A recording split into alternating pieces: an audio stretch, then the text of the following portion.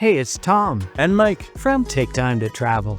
we've only been in Mexico City for a little bit over a month now, but we are loving it here. It's such a vibrant metropolis. Although there are a few things that surprised us, which we'll be sharing with you in this video. Like that Mexico City has one of the largest urban parks in the world, called Chapultepec Park, or Bosque de Chapultepec.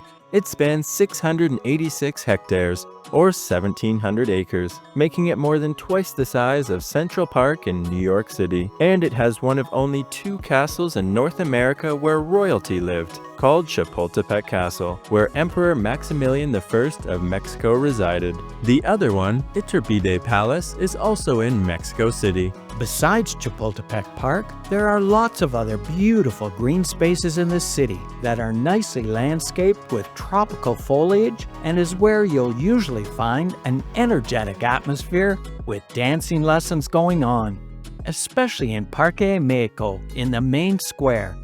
It's such a cool atmosphere. We've even seen workout classes in the park. Also, just walking down the streets, like in Roma Norte, Condesa, and Polanco, we were surprised how much greenery there is. There are so many trees, vines, shady areas, and restaurants with patios that have tons of plants spilling out onto the sidewalk. I think this is the city with the most tree cover that we've ever visited. We love all the foliage. Plus, the streets have so much spectacular architecture that looks like you're walking down some historic street in Europe with all of the intricacies, moldings, and attention to detail. It really is incredible. It's too bad Canada didn't keep its old beautiful buildings like Mexico City. And some of the streets even have picturesque walking pathways in the middle of the roads, like Avenida Amsterdam in La Condesa, which actually used to be a horse track that belonged to the Countess of Miravalle. There's even free Wi-Fi throughout the city in 31,000 hotspots. Additionally, Mexico City closes one of its biggest streets, Avenida Paseo de la Reforma, on Sundays, so that bikes, rollerbladers, and runners can use it. It's such a great concept, promoting a healthy lifestyle and getting people out and moving. There are some other streets totaling 55 kilometers around the city where this happens on Sunday as well, like Avenida Mazatlan. Keeping with the theme of healthy living, we were shocked at how many people seem to have a dog here. All of our neighbors have dogs, and everywhere we go, there's people with dogs out for a walk. Now, we've also even seen dog walkers with like 8 or 10 dogs. However, we were surprised at how uneven the sidewalks are. You have to make sure to watch where you're walking, which I guess makes sense with all of the roots from the trees and from the earthquakes that happen here, as well as the amount of wires and cables hanging above the streets. It's almost as much as Bangkok, Thailand. We definitely did not expect this when we were planning our trip here.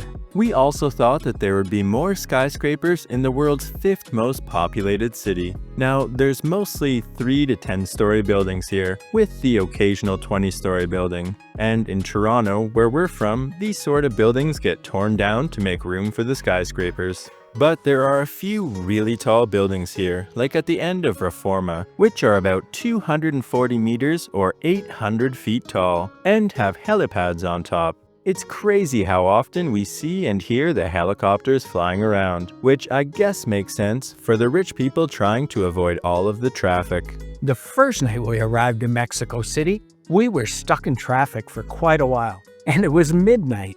Plus, the subway seems to be closed in the main tourist area for Mexico City's Metro Line 1. But for the other 11 subway lines that are open, it's extremely cheap for a ride, only costing 5 pesos, which is about 24 cents US or 35 cents Canadian. Public transit here also surprisingly includes cable cars, which covers about 25 kilometers or 15 miles and only costs 7 pesos. Mexico City is also geographically huge.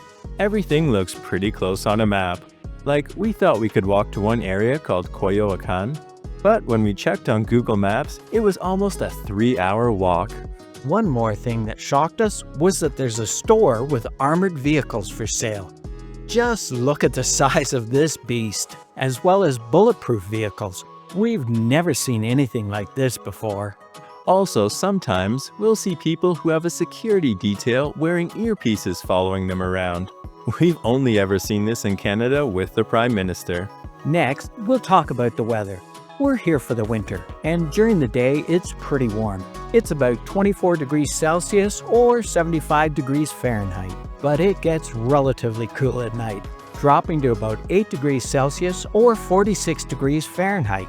Now, that's pretty warm for Canada this time of year, but here you'll see people wearing winter jackets and hats at night and early in the morning. Continuing with the winter theme, in the main square, Zocalo, or Plaza de la Constitución, they create artificial snow for the Christmas celebration, and they have an absolutely spectacular Christmas light display. Also, we knew there would be lots of street food stalls in Mexico City, but we were surprised at just how many there are. Some entire streets are filled with them, and they're selling some pretty inexpensive food. Make sure to check out our Mexico City street food tour video to see just how cheap it is.